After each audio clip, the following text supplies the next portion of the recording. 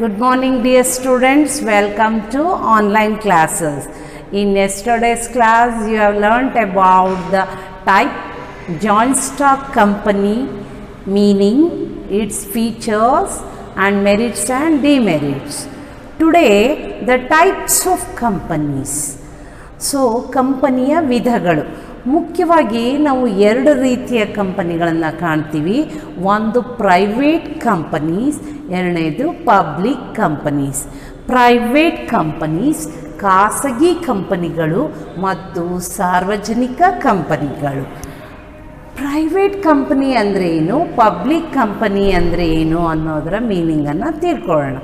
Companies act ಪ್ರಕಾರ, companies act 2013 ಪ್ರಕಾರ private companies are which minimum 2 member and maximum 200.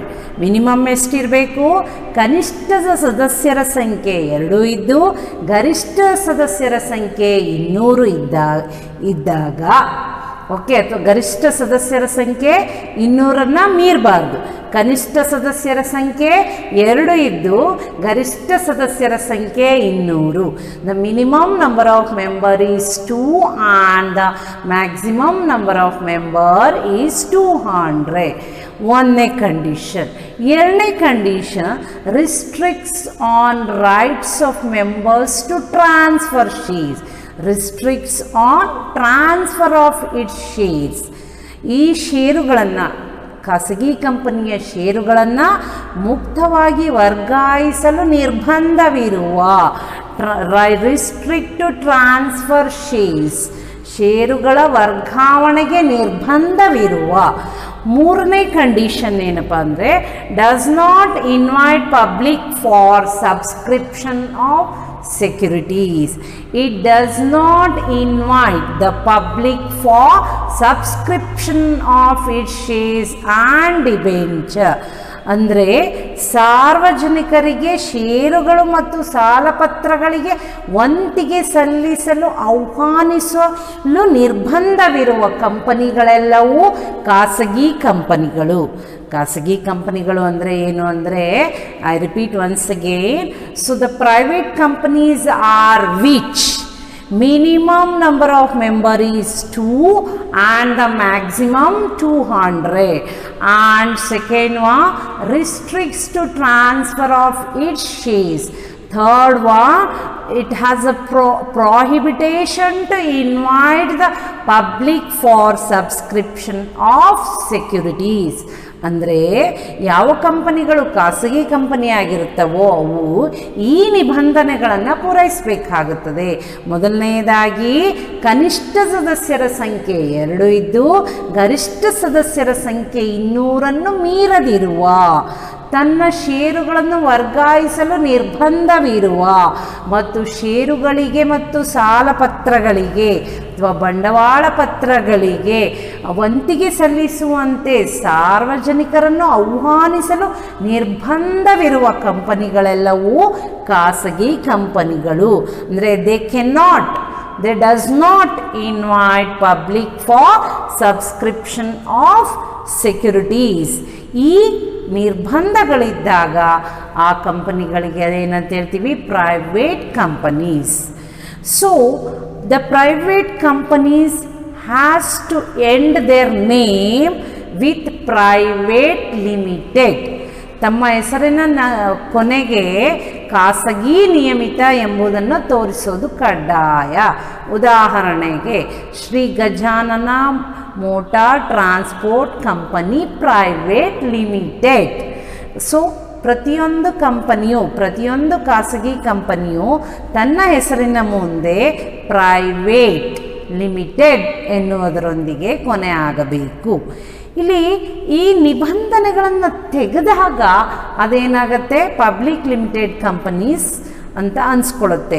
ಇಲ್ಲಿ public limited companies ಅಂದರೆ ಏನು ಅಂತ ತಿಳ್ಕೊಳ್ಳೋಣ.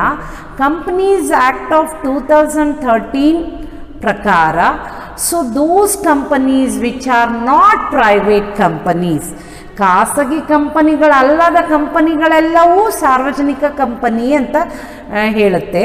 ಅಂದರೆ ಸೊ ಏನು ರಿಸ್ಟ್ರಿಕ್ಷನ್ಸ್ ಇದೆ ಅಂದರೆ the public limited companies are which minimum 7 members and maximum no limit ಅಥವಾ ಅನ್ಲಿಮಿಟೆಡ್. ಕನಿಷ್ಠ ಸದಸ್ಯರ ಸಂಖ್ಯೆ 7 ಇದ್ದು ಗರಿಷ್ಠ ಸದಸ್ಯರ ಸಂಖ್ಯೆಗೆ ಯಾವುದೇ ಮಿತಿ ಇರುವುದಿಲ್ಲ ಅಥವಾ ನಿರ್ಬಂಧ ಇರುವುದಿಲ್ಲ. ಕನಿಷ್ಠ ಸದಸ್ಯರ ಸಂಖ್ಯೆ 7 ಆಗಿರಬೇಕು. The maximum number of member is unlimited, no limit on its maximum number of member. ಗರಿಷ್ಠ ಸದಸ್ಯರ ಸಂಖ್ಯೆಗೆ ಯಾವುದೇ ನಿರ್ಬಂಧವಿಲ್ಲ, ಎಷ್ಟು ಜನ ಸದಸ್ಯರು ಬೇಕಾದರೂ ಇರ್ಬೋದು. ಎರಡನೇ ರಿಸ್ಟ್ರಿಕ್ಷನ್ಸ್ ಏನಂದರೆ it can transfer it shares. So the company public limited company there is no restrictions on transfer of shares. ಇಲ್ಲಿ ಪ್ರೈವೇಟ್ ಕಂಪನೀಸಲ್ಲಿ there is a restrictions on transfer of shares, but in public companies no restrictions on transfer of shares. ಷೇರುಗಳನ್ನು ವರ್ಗಾಯಿಸಲು ಯಾವುದೇ ನಿರ್ಬಂಧವಿಲ್ಲದಿರುವ. ಮೂರನೇದಾಗಿ it can invite the public for subscription of securities. ಅಂದರೆ ಇಲ್ಲಿ it can invite the public for subscription of it shares and debenture. ತನ್ನ ಷೇರುಗಳಿಗೆ ಮತ್ತು ಸಾಲಪತ್ರಗಳಿಗೆ ವಂತಿಗೆ ಸಲ್ಲಿಸುವಂತೆ ಸಾರ್ವಜನಿಕರನ್ನು ಆಹ್ವಾನಿಸಲು ಯಾವುದೇ ನಿರ್ಬಂಧವಿರದ ಕಂಪನಿಗಳೆಲ್ಲವೂ ಪಬ್ಲಿಕ್ ಲಿಮಿಟೆಡ್ ಕಂಪನಿ ಅಂತ ಅನ್ಸ್ಕೊಳ್ಳುತ್ತೆ. So I repeat once again, public limited companies are which 1. Its minimum number is 7 and the maximum number there is no limitation or unlimited. Second one, it can freely transfer its shares. There is no restrictions on transfer of its shares. Third one, does not prohibit to invite the public for subscription of shares and debenture. ಅಂದರೆ ಮೊದಲನೇದಾಗಿ ಕನಿಷ್ಠ ಸದಸ್ಯರ ಸಂಖ್ಯೆ 7 ಇದ್ದು ಗರಿಷ್ಠ ಸದಸ್ಯರ ಸಂಖ್ಯೆಗೆ ಯಾವುದೇ ನಿರ್ಬಂಧ ಇರದ ಅಥವಾ ಯಾವುದೇ ಮಿತಿ ಇರದ ಎಷ್ಟು ಜನ ಸದಸ್ಯರು ಅನ್ಲಿಮಿಟೆಡ್ ಅನಿಯಮಿತ ಸದಸ್ಯರನ್ನು ಹೊಂದಬಹುದಾಗಿದೆ. ಎರಡನೆಯದಾಗಿ ತನ್ನ ಷೇರುಗಳನ್ನು ವರ್ಗಾಯಿಸಲು ಯಾವುದೇ ನಿರ್ಬಂಧ ಇರದ, ಅಂದರೆ ಷೇರುಗಳನ್ನು ಮುಕ್ತವಾಗಿ ವರ್ಗಾಯಿಸಲ್ಪಡಬಹುದಾದ. ಮೂರನೆಯದಾಗಿ ತನ್ನ ಷೇರುಗಳಿಗೆ ಮತ್ತು ಸಾಲಪತ್ರಗಳಿಗೆ ವಂತಿಗೆ ಸಲ್ಲಿಸುವಂತೆ ಸಾರ್ವಜನಿಕರನ್ನು ಆಹ್ವಾನಿಸಲು ಅವಕಾಶವಿರುವ ಎಲ್ಲ ಕಂಪನಿಗಳಿಗೆ ಏನಂತ ಹೇಳ್ತೀವಿ, ಪಬ್ಲಿಕ್ ಲಿಮಿಟೆಡ್ ಕಂಪನೀಸ್. ಸೊ ಇಲ್ಲಿ ವ್ಯತ್ಯಾಸ ಬಹಳ ಮುಖ್ಯವಾಗುತ್ತೆ. ಮೀನಿಂಗ್ ಆಫ್ ಪ್ರೈವೇಟ್ ಕಂಪನಿ ಅಂದರೆ ಇವು 3 ರಿಸ್ಟ್ರಿಕ್ಷನ್ಸನ್ನು ಹೇಳಬೇಕು. And meaning of public limited company ಅಂತ ಅಂದಾಗ ಇವು 3 ರಿಸ್ಟ್ರಿಕ್ಷನ್ಸನ್ನು ಹೇಳಬೇಕು. ಮೀನಿಂಗ್ ಇಟ್ ಸೆಲ್ಫಲ್ಲೇ ಹಲವಾರು ವ್ಯತ್ಯಾಸಗಳನ್ನು ನಾವು ಕಾಣ್ಬೋದು. ವ್ಯತ್ಯಾಸಗಳು 4 ಮಾರ್ಕ್ಸ್ ಕ್ವಶನ್ಸ್ ಇರುತ್ತೆ. So the difference between private and public limited company, so ಒಂದೊಂದೇ ರಿಸ್ಟ್ರಿಕ್ಷನ್ಸನ್ನು ಒಂದೊಂದೇ ಡಿಫ್ರೆನ್ಸನ್ನು ನಾನು ಹೇಳ್ತಾ ಬರ್ತೀನಿ. ಮೊದಲನೆಯದಾಗಿ ಸೊ ಬೇಸಿಸ್, ಇಲ್ಲಿ ಯಾವುದರ ಆಧಾರದ ಮೇಲೆ ನಾವು ವ್ಯತ್ಯಾಸವನ್ನು ಕಾಣ್ತೀವಿ ಅನ್ನೋದು ಇಲ್ಲಿ ಪಬ್ಲಿಕ್ ಲಿಮಿಟೆಡ್ ಕಂಪನಿ ಮತ್ತು private limited company. Number of members, ಇಲ್ಲಿ ಮೆಂಬರ್ಸ್ ಸಂಖ್ಯೆ ಇನ್ ಪಬ್ಲಿಕಲ್ಲಿ ಮಿನಿಮಮ್ ಎಷ್ಟಿರಬೇಕು, 7. ಕನಿಷ್ಠ ಸದಸ್ಯರ ಸಂಖ್ಯೆ 7 ಇರಬೇಕು. ಗರಿಷ್ಠ ಸದಸ್ಯರ ಸಂಖ್ಯೆ ಅನಿಯಮಿತ. Minimum number 7 and maximum unlimited. In private ಕಂಪನೀಸಲ್ಲಿ ಎಷ್ಟಪ್ಪ ಅಂದರೆ minimum number of member is 2 and the maximum 200. ಎರಡನೆಯದಾಗಿ the number of directors, so ನಿರ್ದೇಶಕರ ಸಂಖ್ಯೆ. ಇಲ್ಲಿ ಇನ್ ಪಬ್ಲಿಕ್ ಲಿಮಿಟೆಡ್ ಕಂಪನಿಯಲ್ಲಿ ನಿರ್ದೇಶಕರು 3 ಇರಬೇಕು. ಆ್ಯಂಡ್ ಇಲ್ಲಿ ಪ್ರೈವೇಟ್ ಕಂಪನಿ ಲಿಮಿಟೆಡಲ್ಲಿ ಕನಿಷ್ಠ ಸದಸ್ಯರ ಸಂಖ್ಯೆ 2 ಇದ್ದರೆ ಸಾಕಾಗುತ್ತೆ.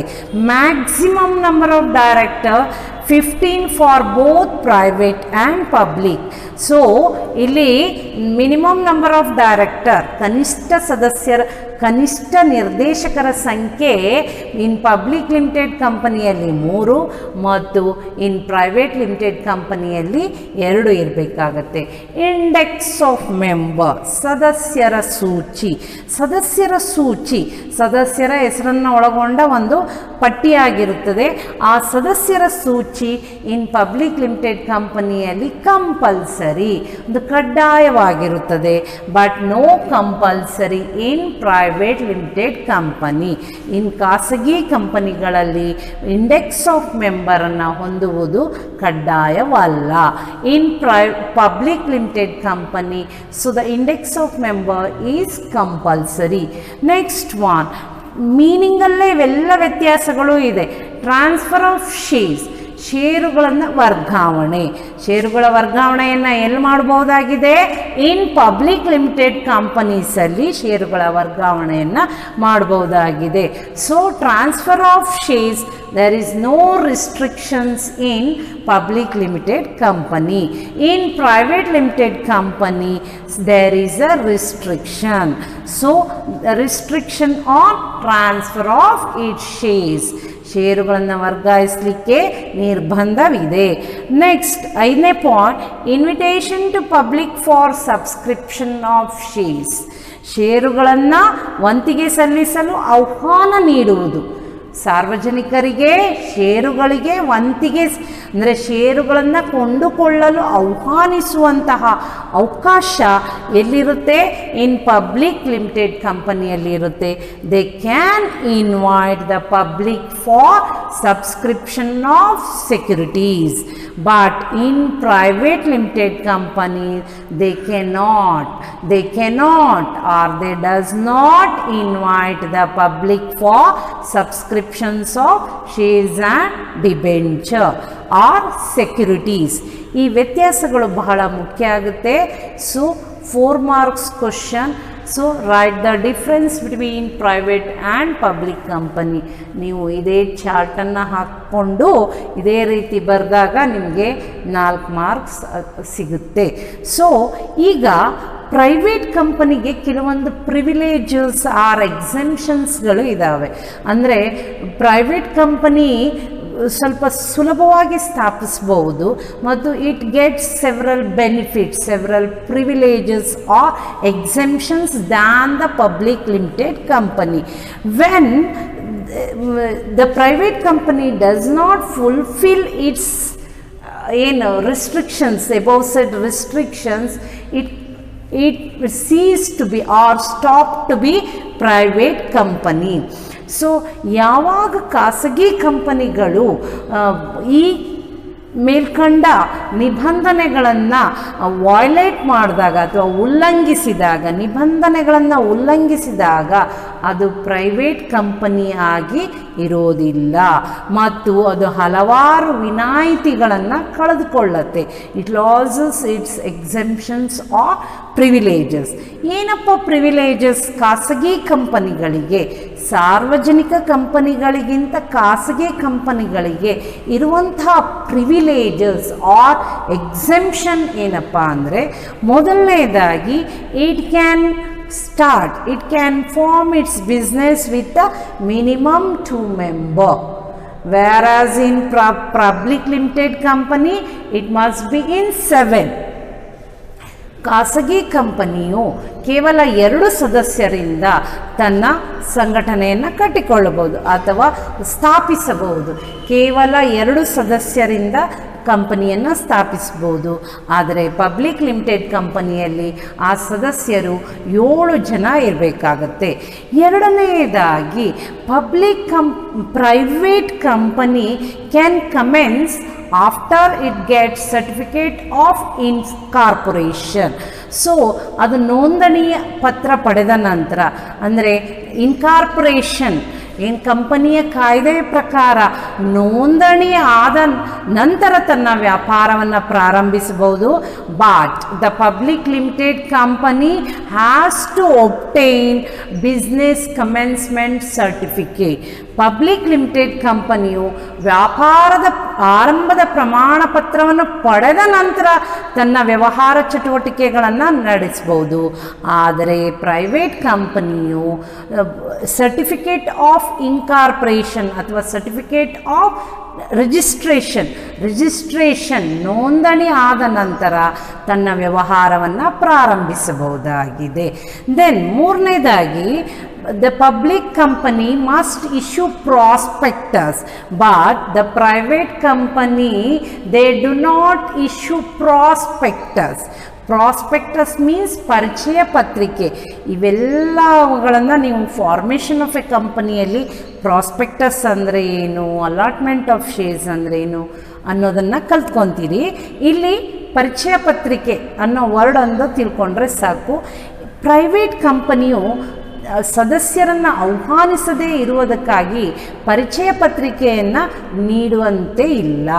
But in public limited company they have to invite for the public for subscription of shares and debenture, so they must issue prospectus. ಇಲ್ಲಿ ಪ್ರೈವೇಟ್ ಕಂಪನಿಗಿರುವಂತಹ ಸೌಲಭ್ಯ ಏನಂದರೆ ಅದು ಪರಿಚಯ ಪತ್ರಿಕೆಯನ್ನು ನೀಡದೇ ಇರಬಹುದು. Next one, so they can allot shares without receiving minimum subscription amount. ಅಂದರೆ private company can allot shares without receiving minimum subscription amount. ಅಂದರೆ ಕನಿಷ್ಠ ವಂತಿಕೆಯನ್ನು ಪಡೆಯದೆ ಅದು ತನ್ನ ಷೇರುಗಳನ್ನು ಹಂಚಿಕೆ ಮಾಡಬಹುದು. ಬಟ್ ಇನ್ ಪಬ್ಲಿಕ್ ಲಿಮಿಟೆಡ್ ಕಂಪನಿಯಲ್ಲಿ ಷೇರುಗಳ ಹಂಚಿಕೆಗೆ ಮೊದಲು ಅದು ಕನಿಷ್ಠ ವಂತಿಕೆಯ ಮೊತ್ತವನ್ನು ಸ್ವೀಕರಿಸಬೇಕಾಗತ್ತೆ. So private company limited can allot shares without receiving minimum subscription amount. ಕನಿಷ್ಠ ವಂತಿಕೆಯನ್ನು ಸ್ವೀಕರಿಸದೇನೆ ಅಥವಾ ಕನಿಷ್ಠ ವಂತಿಕೆ ಮೊತ್ತವನ್ನು ಸ್ವೀಕರಿಸದೆ ಅದು ತನ್ನ ಷೇರುಗಳನ್ನು ಏನು ಮಾಡ್ಬೋದಾಗಿದೆ, ಹಂಚಬಹುದಾಗಿದೆ. ಬಟ್ ಇನ್ ಪಬ್ಲಿಕ್ ಲಿಮಿಟೆಡ್ ಕಂಪನೀಸಲ್ಲಿ so they must receive the minimum subscription amount before allotment of share. ಷೇರುಗಳ ಹಂಚಿಕೆಗೆ ಮೊದಲು ಅವು ಕನಿಷ್ಠ ವಂತಿಕೆಯ ಮೊತ್ತವನ್ನು ಸ್ವೀಕರಿಸಬೇಕಾಗತ್ತೆ. ಇನ್ ಪ್ರೈವೇಟ್ ಕಂಪನೀಸಲ್ಲಿ there is no necessity of maintaining index of member. ಸದಸ್ಯರ ಸೂಚಿ ಅಥವಾ ಸದಸ್ಯರ ಪಟ್ಟಿಯನ್ನು ಹೊಂದಬೇಕಾಗಿಲ್ಲ, ಯಾಕೆಂದರೆ ಅಲ್ಲಿ ಕಡಿಮೆ ಸದಸ್ಯರು ಇರ್ತಾರೆ.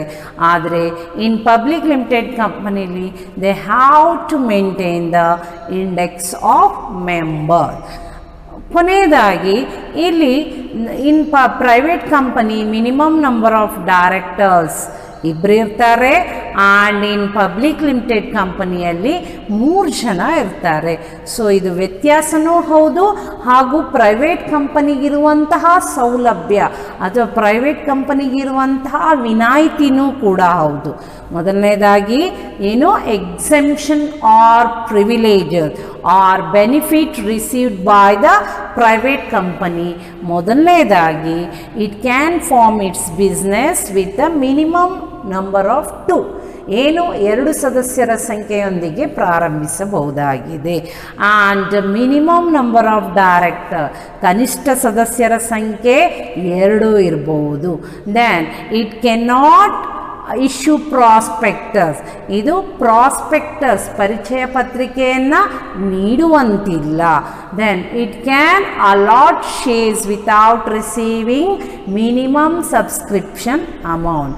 ಅಂದರೆ ಕನಿಷ್ಠ ವಂತಿಕೆಯನ್ನು ಸ್ವೀಕರಿಸದೆ ಅದು ಷೇರುಗಳನ್ನು ಹಂಚಬಹುದಾಗಿದೆ ಮತ್ತು ಅದು ಇಂಡೆಕ್ಸ್ ಆಫ್ ಮೆಂಬರ್ಸನ್ನು ಹೊಂದುವುದಿಲ್ಲ. So it does not maintain index of member. ಇನ್ನೊಂದು ಬೆನಿಫಿಟ್ ಏನಪ್ಪ ಅಂದರೆ it can carry out its business activities after getting registration, after getting registration certificate, ಏನು ನೋಂದಣಾ ಪ್ರಮಾಣ ಪತ್ರವನ್ನು ಪಡೆದ ನಂತರ ಅದು ತನ್ನ ವ್ಯವಹಾರ ಚಟುವಟಿಕೆಗಳನ್ನು ಪ್ರಾರಂಭಿಸಬಹುದು.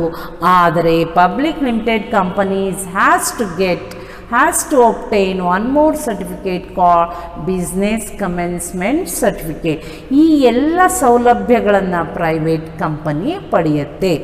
ಸೊ ಇದು ಇಲ್ಲಿ ಪ್ರೈವೇಟ್ ಕಂಪನಿ ಅಂದರೆ ಏನು, ಪಬ್ಲಿಕ್ ಕಂಪನಿ ಅಂದರೆ ಏನು ಹಾಗೂ ಅದಕ್ಕಿರುವಂತಹ ವ್ಯತ್ಯಾಸ ಮತ್ತು ಪ್ರೈವೇಟ್ ಕಂಪನಿಗೆ ಇರುವಂತಹ ಸೌಲಭ್ಯಗಳ ಮೇಲೆ ಪ್ರಶ್ನೆ ಇರುತ್ತೆ. ಮೊದಲನೇದಾಗಿ ಪ್ರಶ್ನೆ 1 ಮಾರ್ಕಿಂದು what are the types of companies ಅಥವಾ name one type of company. ನೀವು ಪ್ರೈವೇಟ್ ಕಂಪನಿ ಅಂತ ಬರಿಬೋದು ಮತ್ತು ಪಬ್ಲಿಕ್ ಕಂಪನಿ ಅಂತ ಬರಿಬೋದು. State 1 feature of private company ಅಂತ ಕೇಳ್ಬೋದು ಅಥವಾ ಪಬ್ಲಿಕ್ ಕಂಪನಿ 1 ಫೀಚರ್ ಕೇಳಿದಾಗ 1 ಮಾರ್ಕಿಂದು. ಸ್ಟೇಟ್ 2 ಫೀಚರ್ಸ್ ಅಂದರೆ 2 ಫೀಚರ್ನ ಹೇಳಬೇಕಾಗುತ್ತೆ, ಪ್ರೈವೇಟ್ ಕಂಪನಿ ಅಥವಾ ಪಬ್ಲಿಕ್ ಕಂಪನಿದು. State 2 differences between private and public ಅಂತ 2 ಮಾರ್ಕ್ಸಿಗೆ ಕೇಳ್ಬೋದು. 4 ಮಾರ್ಕ್ಸಿಗೆ ಕೇಳಿದಾಗ ನೀವು 4 ವ್ಯತ್ಯಾಸವನ್ನು ಹೇಳಬೇಕಾಗತ್ತೆ. ಮತ್ತು what are the privileges or exemptions received by the private company ಅಂತ ಹೇಳಿದಾಗ 4 ಅವರಿಗೆ ಪ್ರೈವೇಟ್ ಕಂಪನಿಗೆ ಸಿಗಬಹುದಾದಂತಹ 4 ಸೌಲಭ್ಯ ಅಥವಾ ವಿನಾಯಿತಿಗಳ ಬಗ್ಗೆ ಹೇಳಬೇಕಾಗತ್ತೆ. ಇಲ್ಲಿಗೆ ಏನು ಪ್ರೈವೇಟ್ ಟೈಪ್ಸ್ ಆಫ್ ಕಂಪನೀಸ್ ಮುಗಿಯಿತು. ಮುಂದಿನ ತರಗತಿಯಲ್ಲಿ ನಾವು factors affecting the choice or selections of forms of business organisation ಬಗ್ಗೆ ತಿಳ್ಕೊಳ್ಳೋಣ.